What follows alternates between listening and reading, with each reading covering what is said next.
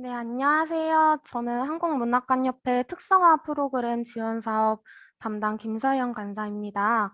오늘은 2021년 지역문학관 특성화 2021년 지역문학관 특성화 프로그램 지원 사업 관련해서 교육을 드릴 거고요. 어, 먼저 잠시만요. 먼저 사업 개요 먼저 말씀드리겠습니다. 먼저 지역문학관 특성화 프로그램 지원 사업이란 문화체육관광부의 후원으로 한국문학관협회에서 주관하는 전국의 문학관 지원 사업입니다. 사업 기간은 2021년 4월부터 2021년 12월까지 총 9개월이고요. 지원 내용은 상주 작가와 다르게 인건비를 제외한 특성화 프로그램 운영비를 지원하는 사업입니다.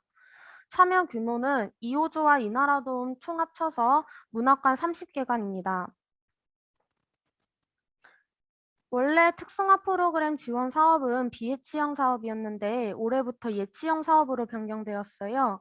그 사용 절차는 저희 문학관 협회에서 어, 교부 신청을 하시게 될 경우에 저희가 교부금을 내려드리는데요. 여기서 살짝 헷갈려 하시는 분들이 있으셔요. 바로 사업용 통장으로 그 교부금액이 다 들어가는 게 아니라 예탁계좌라고 해서 이나라도움 가상계좌에 돈이 교부가 되게 됩니다. 그러면 사용하실 때 예를 들어서 사례비 10만 원을 집행하시게 되면은 그때 그 사례비 10만 원이 예탁계좌에서 사업비 계좌로 넘어가는 것으로 알고 계시면 되시고요. 그러면 그때 사업용 통장에 10만 원이 들어갔을 때 그제서야 사례비로 지출할 수 있게 됩니다.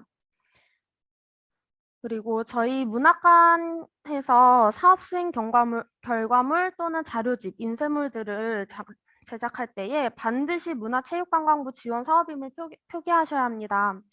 어, 가끔씩 물어보시는 분들이 있으신데요. 후원은 문화체육관광부고요. 주관은 한국문학관협회고요. 주체는 해당 문학관 로고 넣으시면 되세요.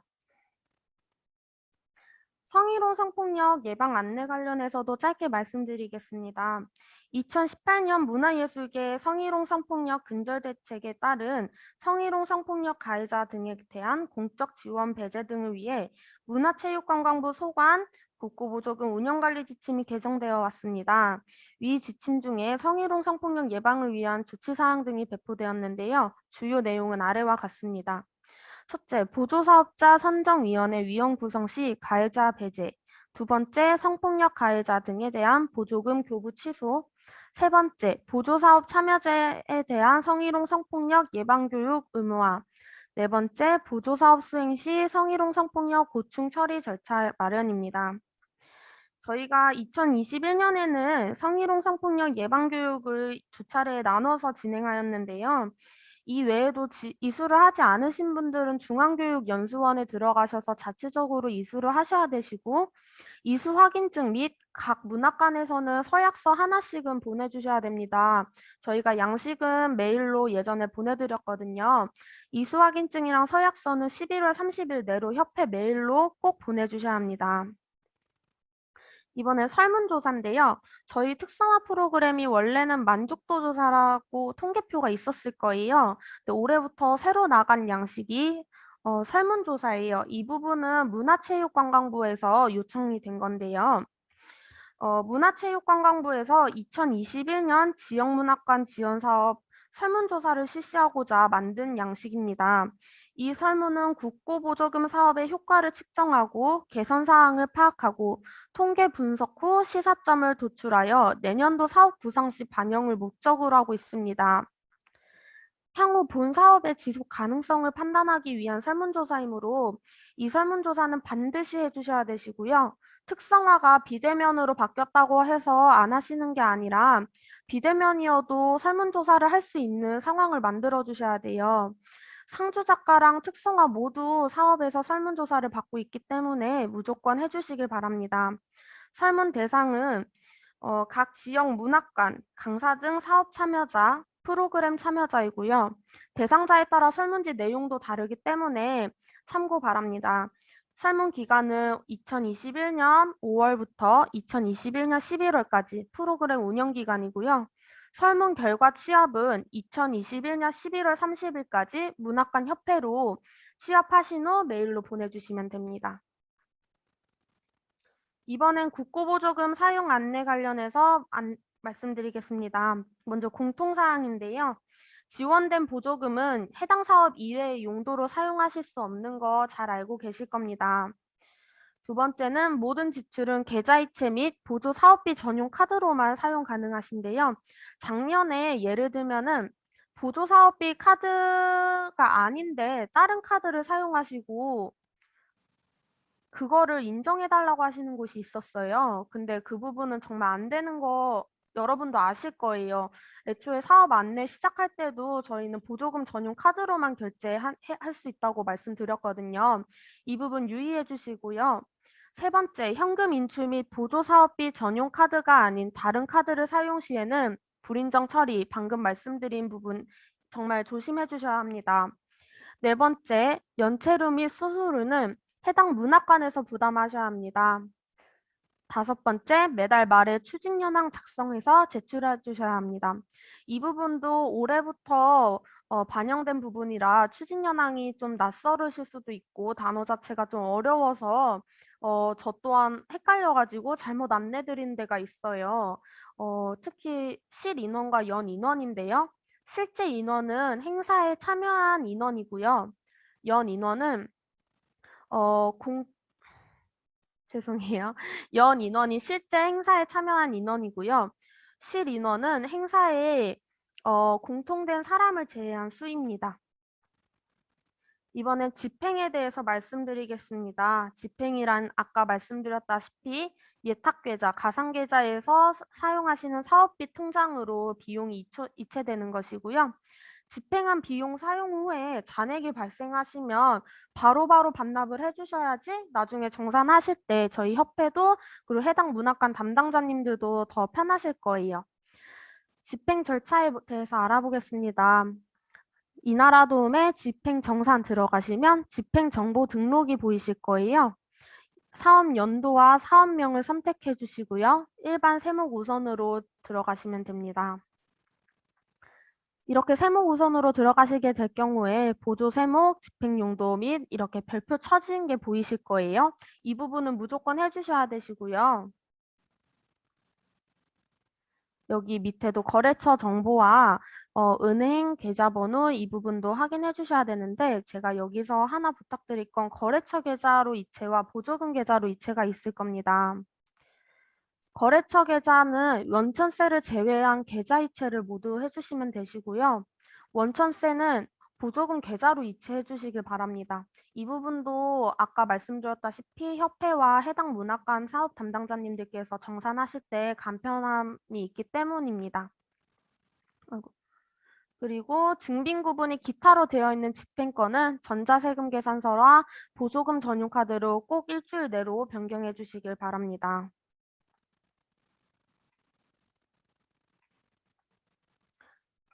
이번엔 주의사항에 대해서 알아보겠습니다. 다른 비목과 세목을 합쳐서 예를 들면 일반 수용비와 사업 추진비는 세목도 다를 뿐더러 일반 수용비는 운영비고요. 사업 추진비는 업무 추진비입니다. 근데 이거를 한 번에 집행하시는 분들이 있어요. 그렇게 될 경우에 한 집행권에 운영비 외 2건, 일반 수용비 외 2건 이렇게 뜨게 되는데요. 이렇게 하시면 안 됩니다. 이거는 예시를 가져온 거예요. 그리고 같은 세목 내에 통합 집행하시는 분도 있어요. 사례비와 소모품비를 한 번에 집행하시고 지출하실 땐 따로 하셨는데 이거는 이렇게 보시면 아이고야. 아이고 죄송해요.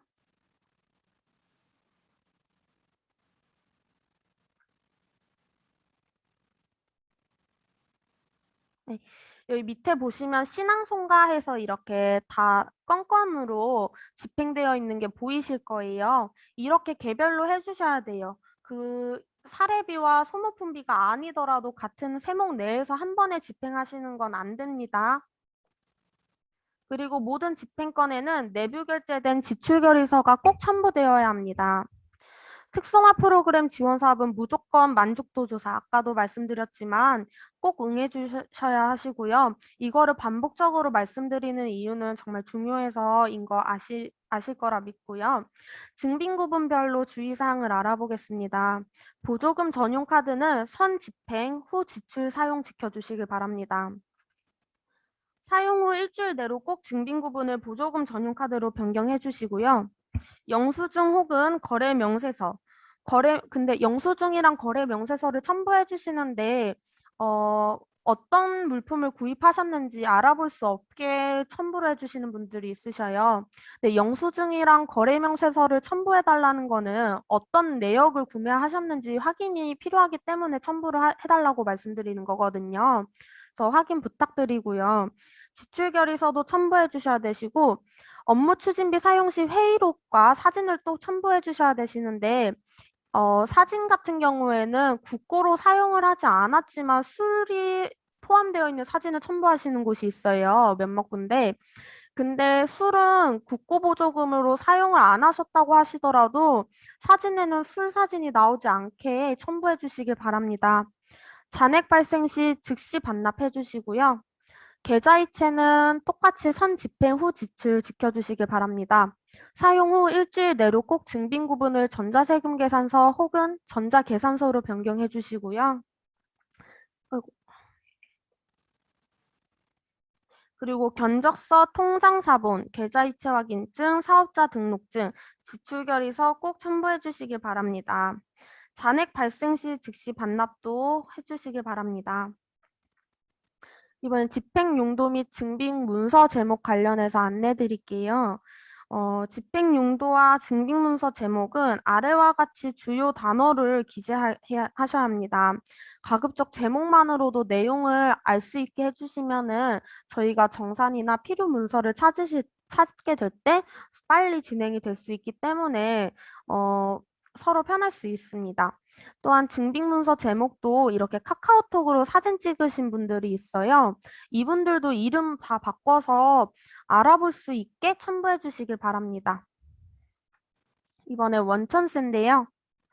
원천세는 사례금 용역비가 12만 5천 원 이상일 경우에만 이상일 경우 원천 징수 및 신고해야 합니다.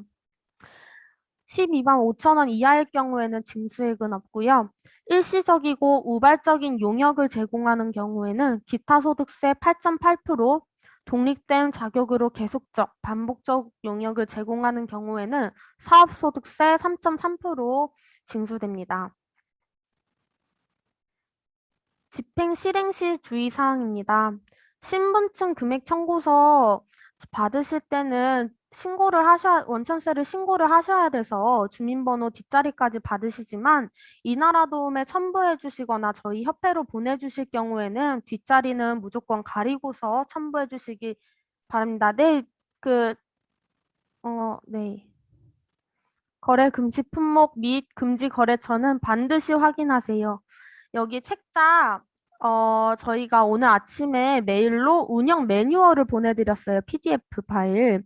그거 보시면은, 자세하게 나와 있거든요. 47페이지에서 57페이지 꼭 확인 부탁드리고요. 자산 취득형 물품 구입 불가합니다. 예를 들어 USB, 액자, 전시용 도서류, 외장 하드디스크 불가합니다. 특성화 프로그램 같은 경우에는 전시를 하시는 문학관들이 많아요. 근데 그 경우 액자 제작을 하시는 분들이 많은데 액자는 사용 후에 다른 작품으로 교체해서 다시 전시가 가능하기 때문에 자산 취득형 물품으로 됩니다. 그래서 판넬이나 그 유리 판넬이나 아니면은 시화전처럼 현수막 같은 데 전시하시는 분도 있거든요. 성, 어, 전시의 효능은 좀 떨어지겠지만 액자 제작은 안 되는 거 알고 계셨으면 좋겠습니다. 업무 추진비는 보조금 전용 카드로만 사용하셔야 되시고요. 계좌이체는 안 됩니다. 마지막으로 사업 마감 및 정산에 대해서 말씀드리겠습니다. 사업 마감 시 필요 문서는 통장 내역 사본, 결과 보고서, 자체 평가 보고서, 이나라도움 일자별 집행 내역, 그리고 지역문학관 설문조사, 있습니다. 그 결과 보고서와 자체 평가 보고서의 내용이 똑같아요. 근데 차이점이 뭐냐면 자체 평가 보고서는 금액 부분도 들어가거든요. 근데 이 똑같은 내용을 왜 봤냐? 자체 평가 보고서는 저희 마지막에 정산할 때 정보 공시에 첨부될 문서이기도 하고 저희가 특성화 사업에 참여하셨다는 증거물로 이렇게 받고 있어요, 보고서를. 근데 결과 보고서는 저희가 작년에 결과 보고서 책자가 나갔을 거예요.